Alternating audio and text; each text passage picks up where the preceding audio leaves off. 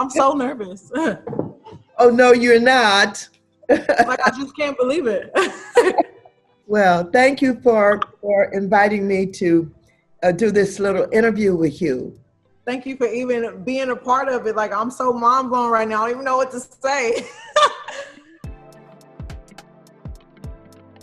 Really excited to talk with you this afternoon. Thank you for taking the time. So Representative Waters wrote you a letter in support after your New York Times op-ed, your really wonderful New York Times op-ed this fall. And I'm wondering if you can speak a bit about what it meant to receive that letter from her. And then Representative Waters, if you can speak a little bit about what moved you to send that letter. Just to receive any type of recognition from the wonderful Miss Waters, it really blew my mind, because I know that it's me being a young Black woman in my generation, the things that I fight for, the things that I talk about every day. It seems new for us because we're just now going through it. But to be recognized by a woman that has always spoke out about these issues and has always been an advocate for Black women and just the whole Black community, I felt overwhelmed. I felt seen. I just felt very appreciative, because I'm like, okay, it's hard to feel like you're doing something new. It's hard to feel like I'm speaking about something for the first time, because I've never done it before, and I'm seeing the things that people are saying to me, and how, some people may not agree with what I'm saying. They feel like it's controversial, and all I'm saying is protect Black women, and now people are taking it like I'm saying something crazy. So just to be supported by another Black woman who, sends the same message, I feel like, you know what, I am doing the right thing, and I'm gonna keep doing it because Maxine Waters said I can. Great, that's great. Well, let me just tell you that I was moved by your article, and I was so pleased that you wrote the article for a lot of reasons.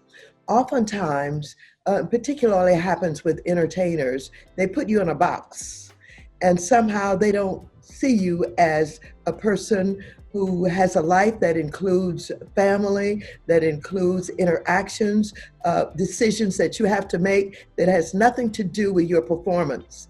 And so they don't see you as thinking about the plight, for example, of Black women or civil rights or any of these issues. So that's why I was very pleased that you wrote it. And so when we saw it, we thought, wow, this is great.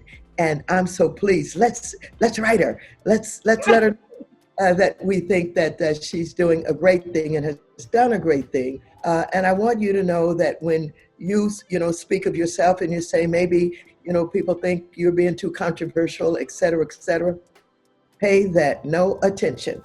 For some people who don't have courage and don't have confidence, they don't understand it when they see it in other people. So you should be proud of that. You should be proud of whom you are, and I know you are. Not only your talent, but your person. What do you care about? And what is it you're doing that is not only good for you, but it's good for others? So thank you very much. And I'm pleased to be with you. Wonderful. Thank you so much. That sort of brings me to my next question, which is, what's the biggest lesson you hope that young Black women can sort of learn from this current moment that we're in?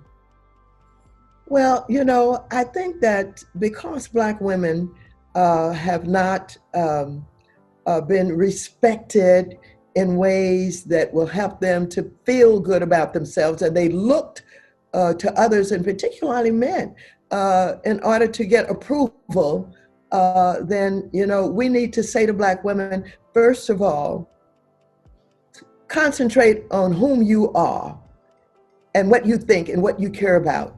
And approval does not always have to come from others. Other people's opinions do not make you, and the opinion of men do not determine who you are. And so we want women to have the kind of confidence that we're talking about today that you have, Megan. And so I think if there's anything that we can say to other Black women is that get grounded. You have an opinion, and you're thinking, and you're taking charge of your life rather than have everybody else telling you what you can do, what you should do, what you shouldn't do. And so building confidence is the most important lesson that we can share.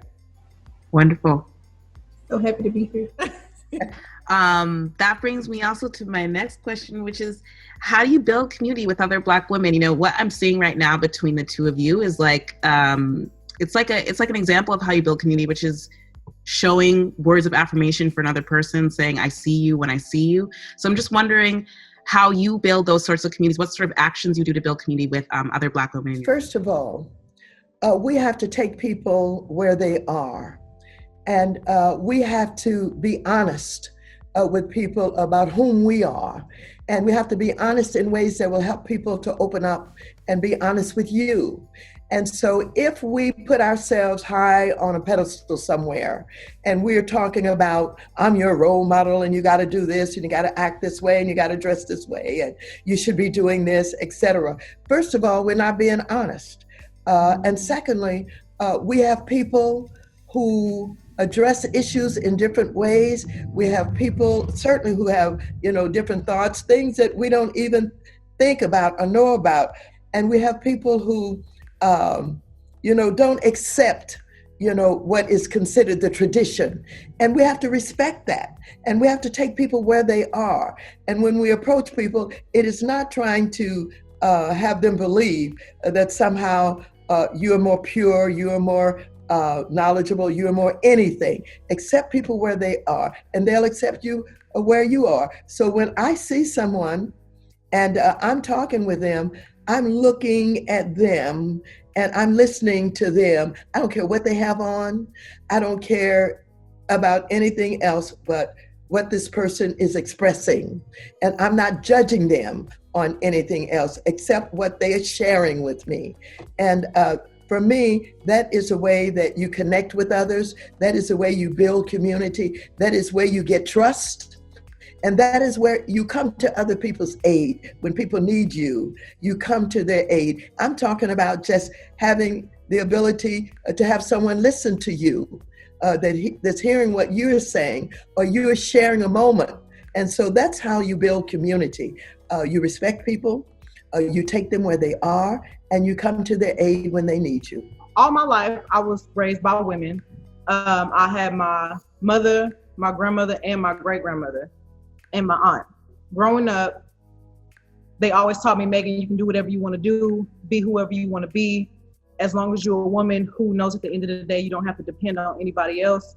Get out here in the world and make it yours. So I never knew that, I never grew up thinking, oh my gosh, I can't do this. Oh my gosh, I'm not Megan and I'm not beautiful and I'm not amazing. Like, I always grew up thinking so highly of myself that when obstacles came towards me, I'm like, I'm gonna beat this or I'm gonna get over it because I'm Megan and I'm awesome and my mom said I was great, so I must be amazing. So nobody else can tell me any different. So when I grow up and I start becoming aware of everybody else, because I was in my own little bubble, I'm the only child. But when I started growing up and realizing that everybody might not have had the same household as me, I realized that other women may not have been told all their life that they're so beautiful and that they are amazing and you can grow up and you can be whatever you choose to be. Don't let anybody put you in this box. Girl, be you. And when I realized that a lot of my friends didn't have that, I really was like, you know what, Megan? Maybe God put these women in your life so you could be in other women's life and you can uplift them the way that the women that I gave you uplifted you. So now that I'm in a position to where I took my mindset and I turned, my situation into this, I felt like I have to give back, to my community, like my women. Like, I want everybody to feel the way that I felt growing up. I am currently still in school. I remember what it was like to be a freshman on campus, and I'm like, oh my God, my mom said she is not paying my student loans. What is Sally made? I was so confused about everything. And I just remember that it was a real struggle. When I got in a position to do that for other women, I was like, I'm definitely doing that because, girl, I know what it felt like to be confused and struggling, and you didn't want to give up on your dream.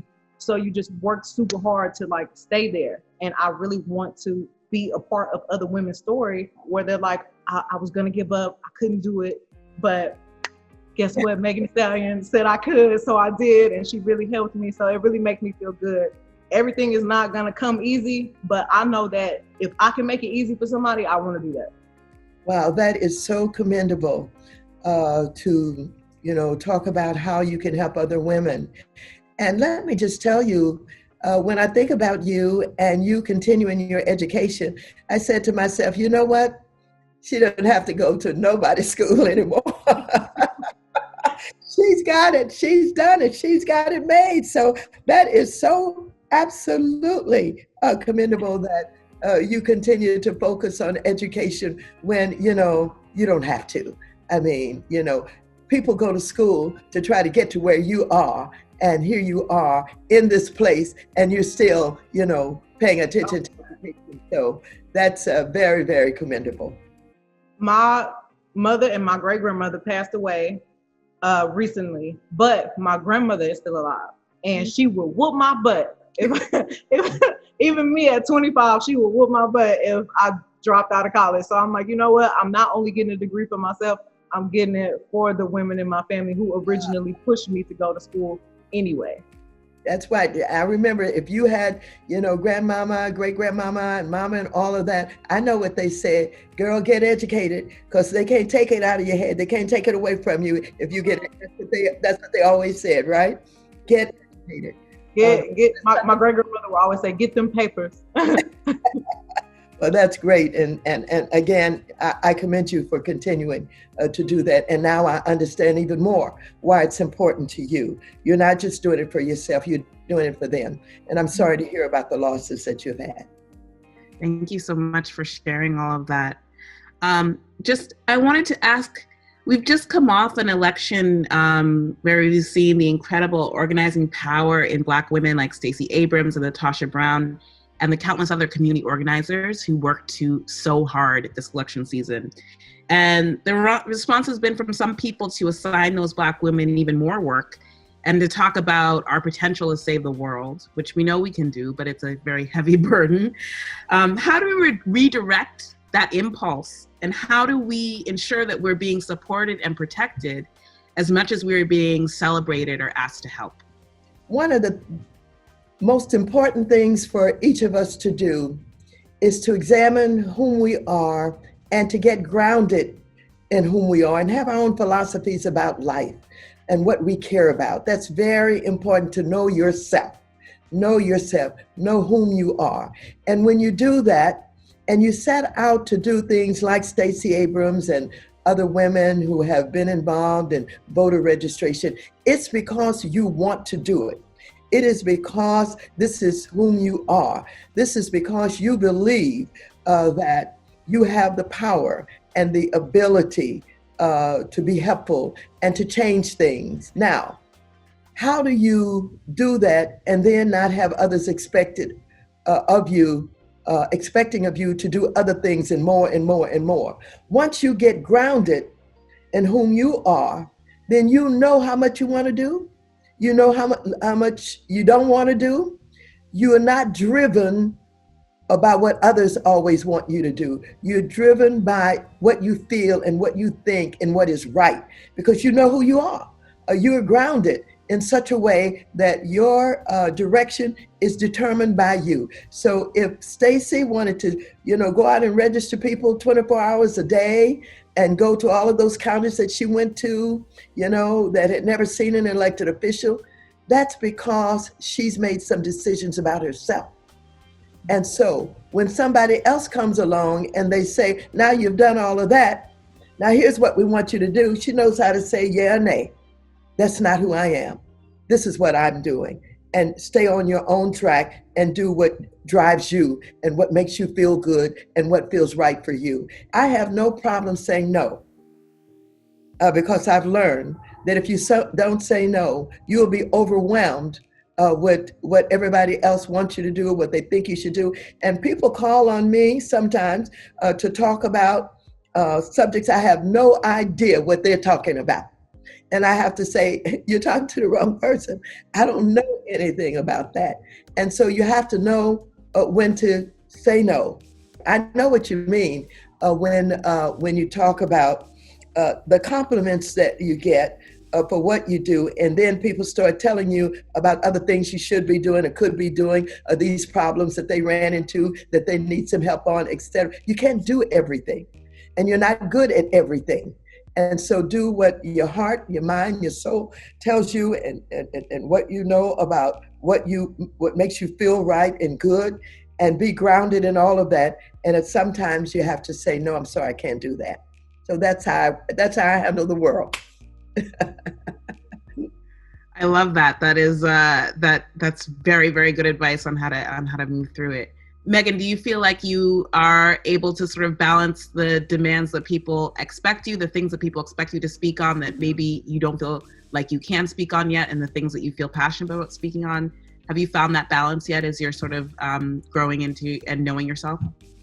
I've been very self-aware all my life, but as you go through new experiences, like you become, a new person almost. I mean, I have the same morals, goals, like I'm still Megan, but like I'm going through new things. So now I'm able to speak about new things.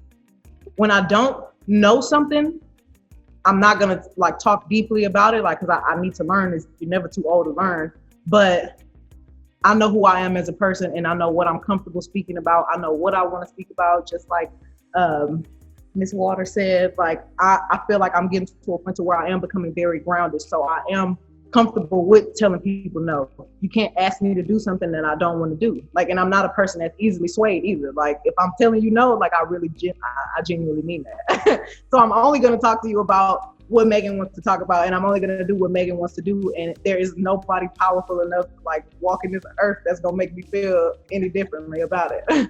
What music do you listen to when you need encouragement or to psych yourself up and to sort of get what you need to get done? Well, first of all, I have to tell you, Megan, I am kind of old school now, because I still listen to some of the old songs that some women in the blues and jazz community, gave to us. I'm talking about a Billie Holiday or a Sarah Vaughan. Some of these women, I have all of those recordings, and I still listen to them. But I want you to know something happened to me at the height of gangster rap. Mm-hmm. And this is what happened. We had so many people who didn't understand this new genre. And we had so many, mature people who wanted to censor, particularly gangster rap. And so I can recall when there was a woman who was actually the Secretary of State, I think in Pennsylvania, who took up the issue of censoring rap artists. And I'm a real First Amendment person who believes in the right of freedom of speech. And so I took up the cause with Tupac and with Dr. J and with a number of artists to defend them. And so I went before the United States Senate. And at that time, I recorded something that Tupac had done where he talked about his mom. It was so inspiring when he talked about, he basically said, she's a dope fiend, but she's my queen, And I thought, these people got something to say, mm-hmm. And they're saying something that's very important. And so what I do is I listen to the young people around me, and they may tell me something maybe you ought to, pay attention to. And I might listen to something like when they told me I ought to listen to, huh? No. I know about Savage because I did pay attention to that kind of on my own. I paid attention to that because it was a remix, and I liked the idea of getting together with Beyonce. You know what I'm saying? I thought that was really, really important for a lot of reasons. One was, Beyonce had been around a bit longer and had achieved a certain level of success, but she was not thinking of herself in such a way that she knew more, that, she had achieved so much. She came looking for you, and she did this remix, and I thought, now that's what women do. That's what Black women do when they're busy with each other, So I kind of paid attention to that. But then they told me to look at, was it what? And I did. Don't worry.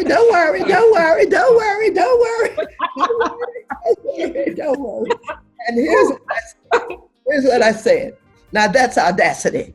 That is audacity. And that is the ability for women to take charge of what they want to say. Because as I said, I had paid attention to the young, gangster rap time when, men were in charge. They said whatever they wanted to say. They said whatever they wanted to say about women, what have you. But women, didn't say for a long time what they could say or wanted to say or dared to say.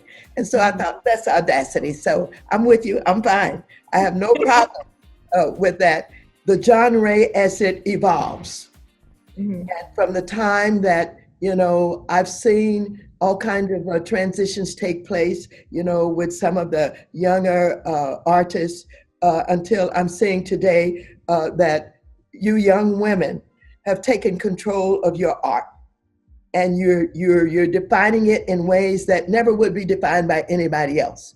And you're willing to have the courage and the nerves and the audacity to say whatever the hell you think.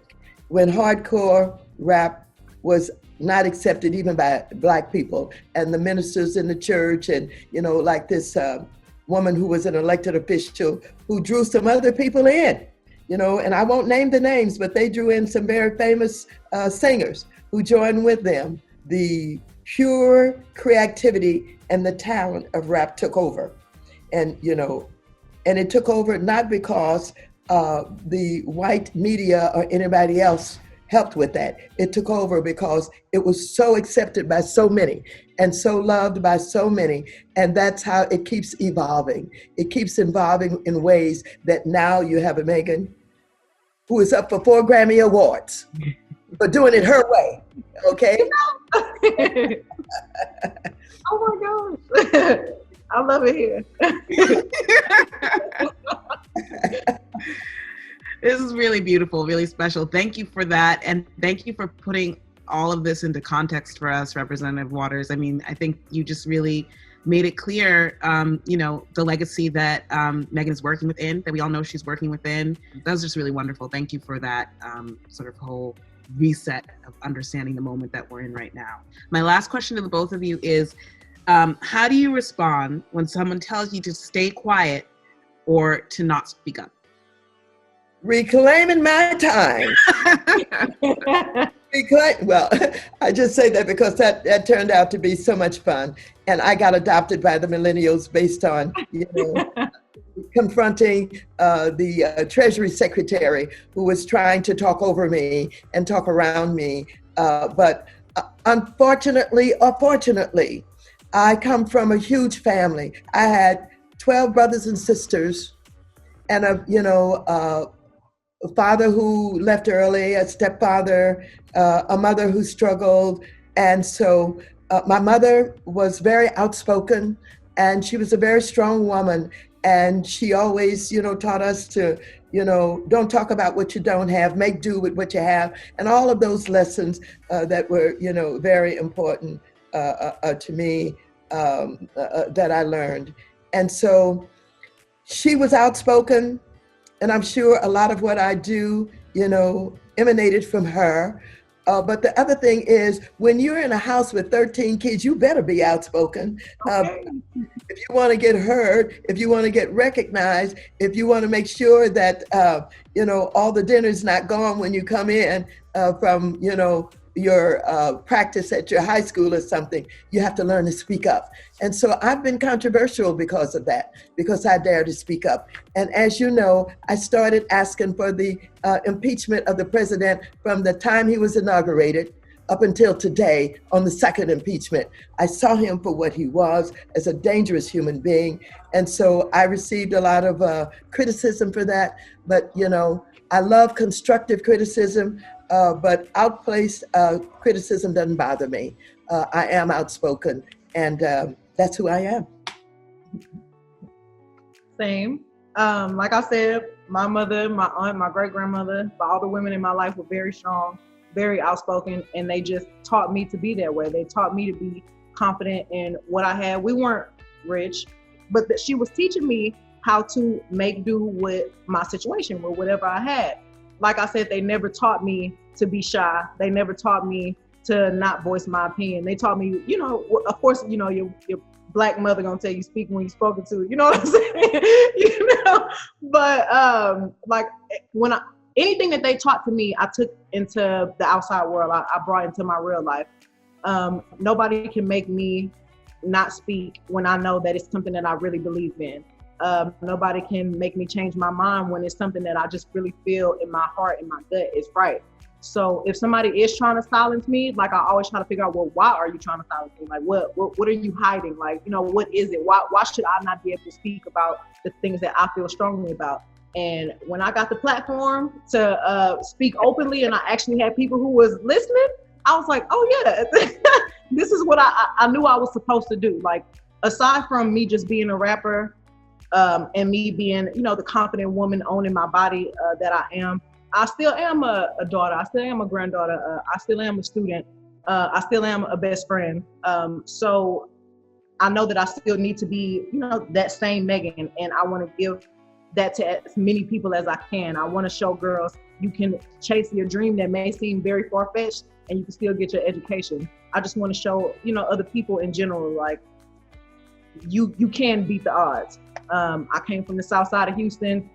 I would have never thought that I would be in the place that I am now, but I knew that's where I wanted to be, and I didn't let anybody silence me, and I didn't let anybody kill my dream. No matter how many no's I heard, I was like, how can I turn this into a hell yes? So, so I just always stayed true to who I was, and that's always why I have to remind myself when it seems like it's getting hard, or when it seems like it's a lot of people just maybe dogpiling on me, just, you can get through this because you have been through worse. So stay true to yourself, and that's why nobody can ever really silence. Wow, that's great. That's so great. And my husband is from Houston. He has a large family, you know, all around Houston. And he came from Fifth Ward. And, okay. and he went to Phyllis Wheatley. And so, you know, he came from the hood, he came from the neighborhood. And of course, I know I remember when rap really got prominent coming out of the South and coming out of Houston. And I know Scarface and all those people. Yes. And so, you know, I appreciate that Houston produces so much talent. You know, so much talent has come out of Houston. And so you're a role model, whether you want to be or not. And you're to be commended for sharing and for giving and for helping others. And, you know, I'm looking forward to you know, your being successful with the Grammys. Just to be nominated is extraordinarily important. I mean, that's big time. And so you have reached, you know, a certain level of success that you should be very, very proud of. And the world is yours. And there's no end to it. There's no stopping. You have proven that you can get what you want and you can go where you need to be. So thank you so much. Love talking with you. Enjoy being with you today. Thank you so much for talking to me. This has really made my year. Like, I feel so accomplished. I feel amazing. You gave me some words of encouragement, and now I have to go reassure my hotties. Miss Maxine said that it's okay to sing WAP. So just thank you so much for even taking the time out to do this. I really appreciate it. Well, thank you. It's been joyful. I've loved being with you today. Thank you.